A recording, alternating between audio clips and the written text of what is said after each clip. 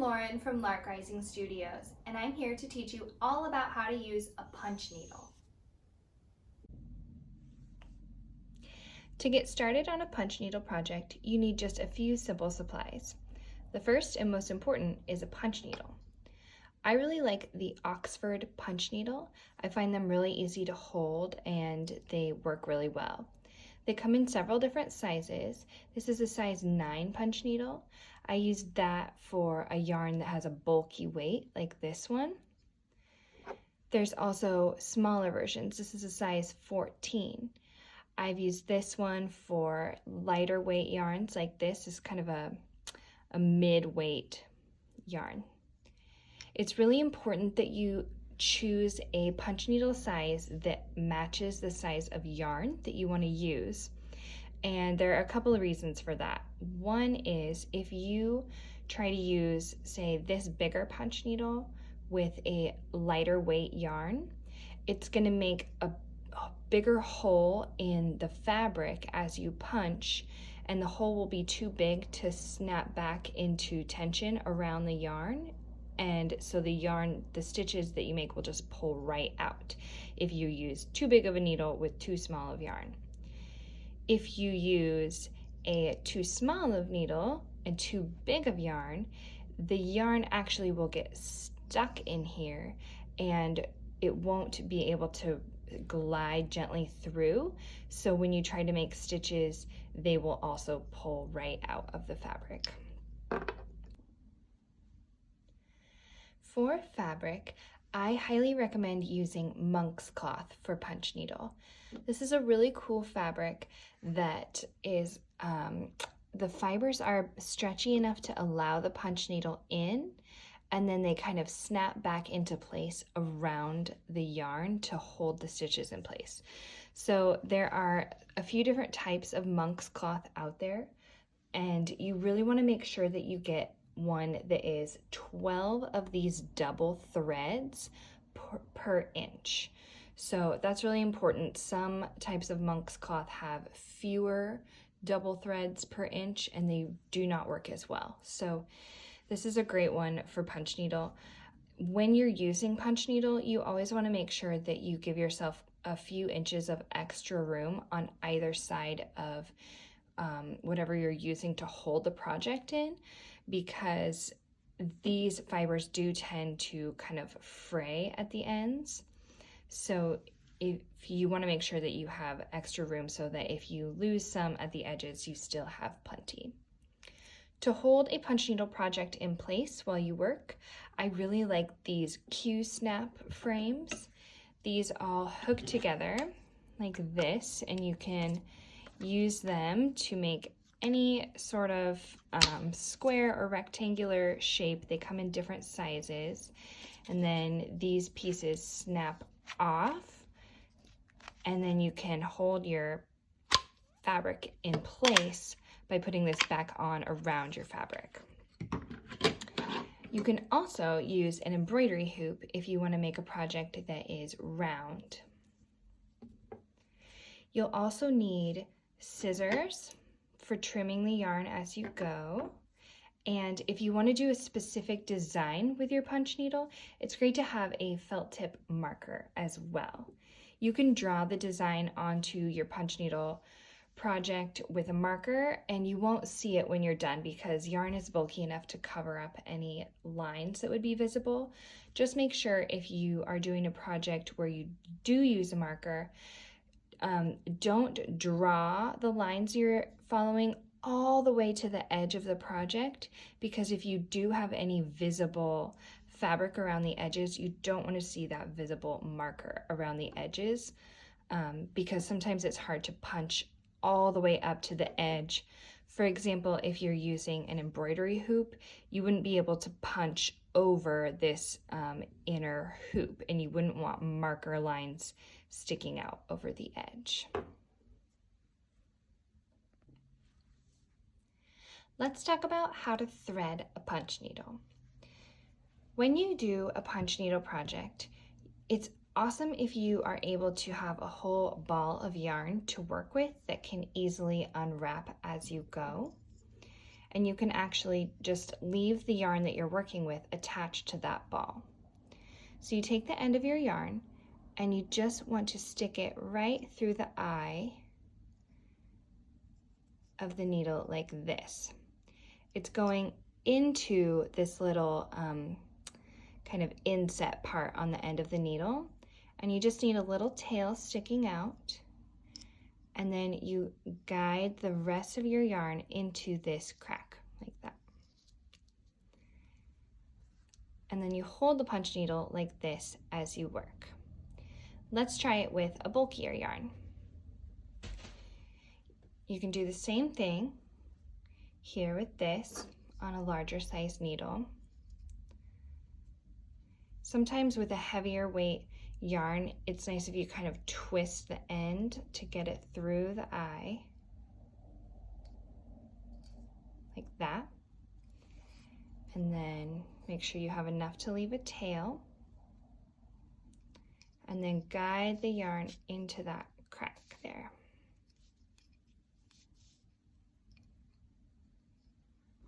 Like this.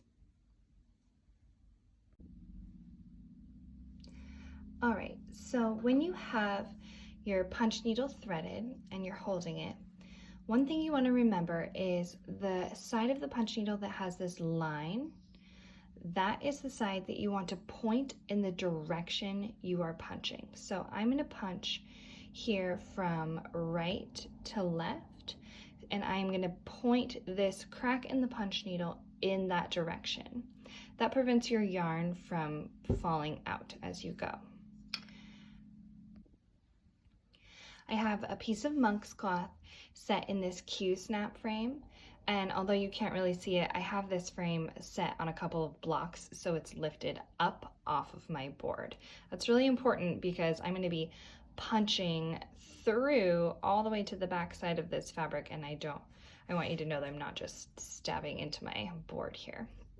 So to begin making a line of punch needle, you're going to punch the needle right there into the fabric all the way until you bump into the wooden part of the needle. And then I'm actually going to reach around the other side and pull this little tail that you can see sticking out through to the back. So now I'm going to move my needle. I'm going to bring it up above the fabric, but not far above. I'm just gliding along the surface of the fabric here. And I'm going to skip about 1, 2, 3, 4 little holes in the fabric and replace the needle down again, like that. 1, 2, 3, 4, replace the needle. So each time I'm just gliding across and reinserting the needle all the way down into the fabric, gently pulling it up and reinserting like this. As you work, you'll need to make sure that the yarn you have over here has a little bit of slack in it. If you're having to drag the whole ball of yarn along with you, sometimes that can be enough resistance to pull your stitches out. So give yourself some room to work with.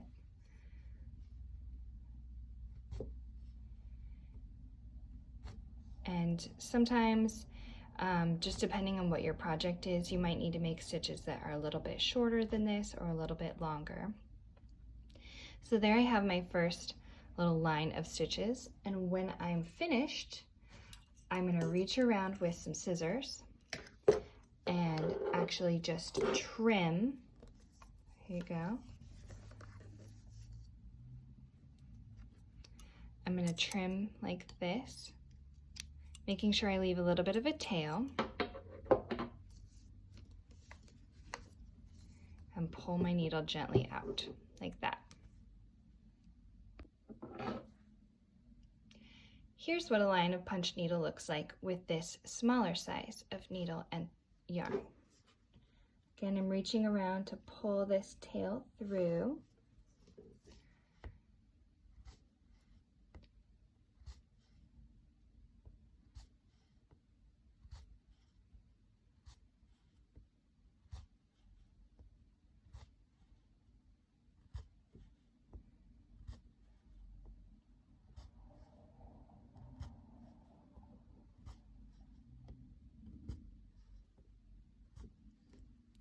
So that one looks more like this.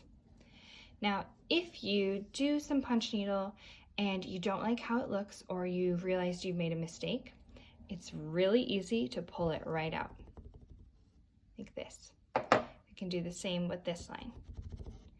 Monk's cloth is really forgiving, so even if you end up pulling out a whole section where you've used your punch needle, you can just take your fingernail and smooth out those holes, assuming you're gonna re-punch over where they were. And you can use that area again and redo the section that you were working on.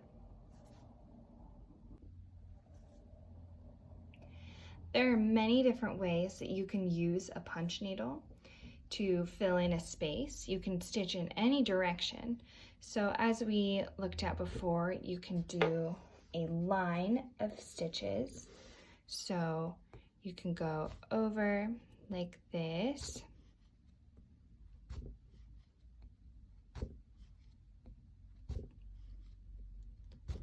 And then you can turn your piece. I find it easier to turn my piece of punch needle rather than to try and keep this lined up the way I want to go, going the wrong way for me because I'm right-handed. And then you can just go back the other way. So if I'm trying to fill in this area, I'll go back and forth, and I actually want to offset the ends of my stitches. So as you can see here, the ends of my stitches in this second row that I made line up with the middles of the stitches in my first row, like that. And I can go back and forth until I fill in my desired area.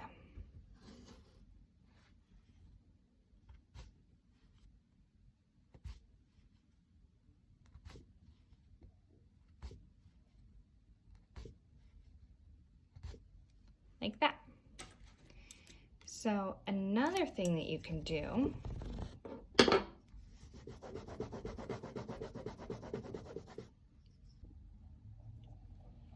you can also do punch needle in a more circular area by making a shape. You make the outline edge. So I'm going to go ahead and make like this little almondy shape here.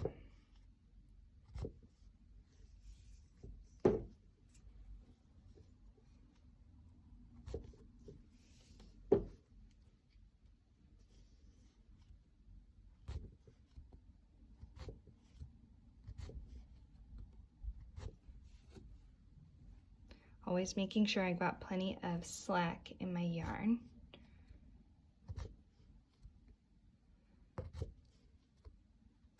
Okay, so you can make an outline of a shape like that, and then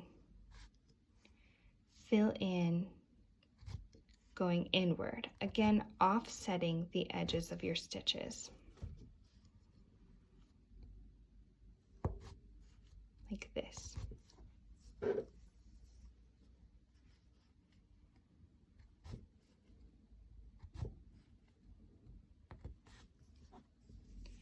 When you add consecutive rows of stitches, like I'm doing now, it's really important to make sure that you get those rows right up against each other. Since I'm using this bulky yarn, I even kind of want to shove my stitch over in the other line and go almost a little bit underneath of it because I don't want any of this monk's cloth to show in between.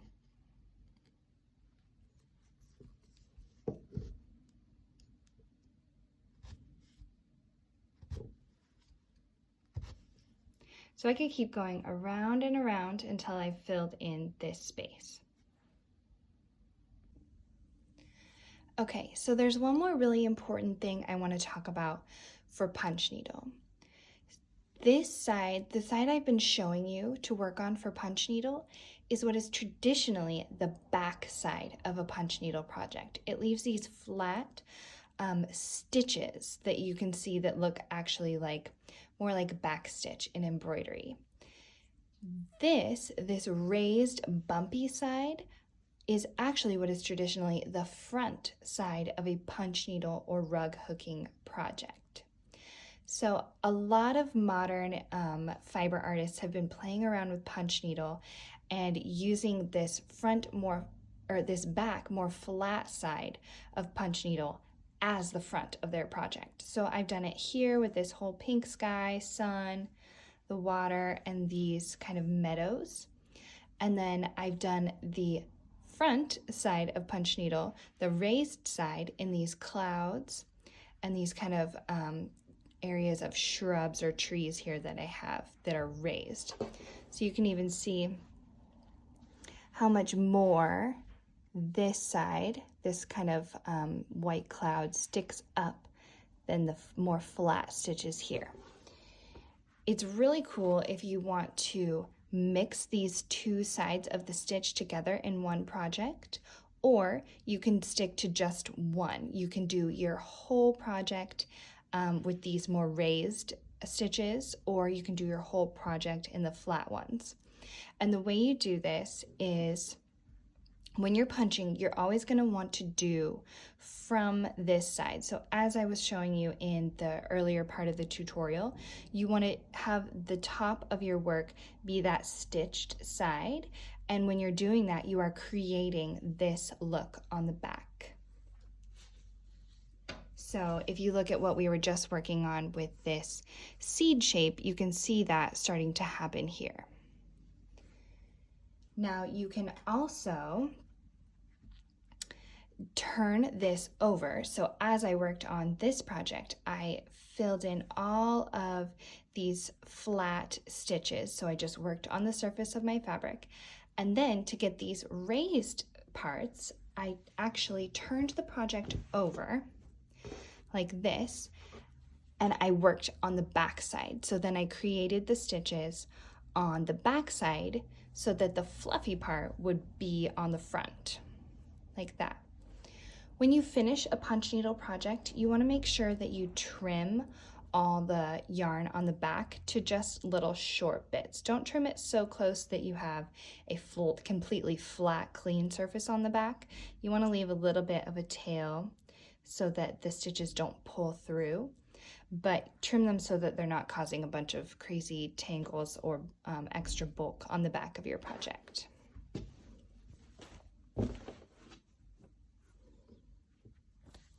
If you are working on a punch needle project and you notice a place where a stitch has come out, you can fix that by a couple of ways. You can just take your punch needle and actually kind of poke that stitch back down with some gentle guidance from the end of your needle. You can do the same thing with, if you have kind of a more fine scissor, you can gently guide that stitch back down into the hole where it was meant to go. Or you can sometimes reach around the back and try to hook that in. If you notice a gap in some stitches, you can always take your yarn and rethread your needle and fill in any gapped areas that you need to. I hope you've enjoyed this punch needle tutorial, and I can't wait to see what you make. Thanks!